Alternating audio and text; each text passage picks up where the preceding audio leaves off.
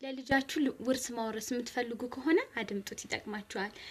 እንዴት ነው ለልጅ ከልጅ አልፎ ለልጅ ውርስ ማውረስ የሚቻለው የሚባለውን ነገር ላሳውቃችሁ። ሀሳቡ ከተመቻችሁ ደግሞ ላይክ፣ ሳብስክራይብ እያደረጋችሁ ሌላ እንድሰራላችሁ የምትፈልጉትን ነገር ደግሞ ኮሜንት ላይ አሳውቁኝ።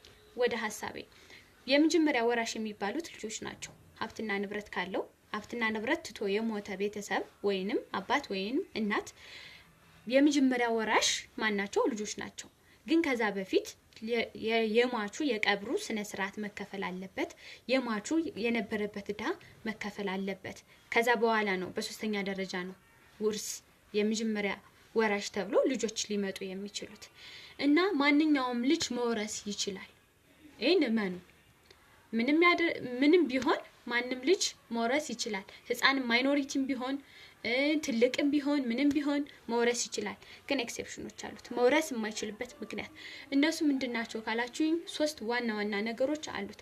አንደኛው አንወርዚነስ ወይንም ያልተገባ ብለን የምንጠራው ነው። ይሄ ያልተገባ ማለት እሱን የሞተውን ሰውዬ ራሱን የሱን ዲሰንዳንት አሰንዳንት ወይንም ሳፖዙን የሱን ወደ ላይ የሚቆጠሩ ቤተሰቦችን ወደ ታች የሚቆጠሩ ቤተሰቦችን ወይንም ባለቤቱን ወይንም ባለቤቷን የገደለ ልጅ ከሆነ ከውርሱ አውቶማቲካሊ ይነቀላል ማለት ነው። በሁለተኛ ደረጃ ደግሞ ፎልስ አኮሴሽን ወይንም የፎልስ አኮሴሽን የምንለው የሐሰት ምስክርነት ማለት ነው። ወይንም በሐሰት ሰው መወንጀል፣ በሐሰት መመስከር፣ ይሄ በሁለተኛ ደረጃ ከውርስ የሚነቅል ነገር ነው።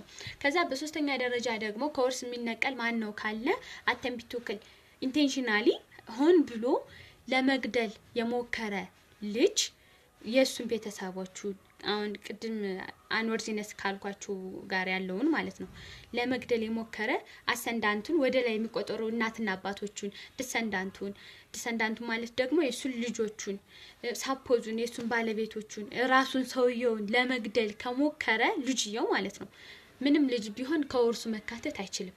ግን ከዚህ ላይ በህግ መታወቅ አለበት። እነዚህ ነገሮች በህግ መታወቅ አለባቸው። ቢገድለው እንደዚህ አተምፕት ቱ ኪል ቢያደርግ ወይን ፎልስ አኮሴሽን መሆኑ በህግ ካልታወቀ እንደዚህ አድርጎኛል እንደዚህ አድርጓል ምናምን ተብሎ ህጉ ካላወቀው ይወርሳል። ህጉ ካወቀው ግን ያን ሰው ይሄን መስራቱን ካወቀ ሊወርስ አይችልም። ይሄን ማወቅ ከፈለጋችሁ ደግሞ አንወርዚነስን ማወቅ ከፈለጋችሁ ደግሞ ከኢትዮጵያ ሲቪል ኮድ 838 ሄዳችሁ ማየት ትችላላችሁ። ሀሳቡ ከተመቻችሁ እንግዲህ ባይ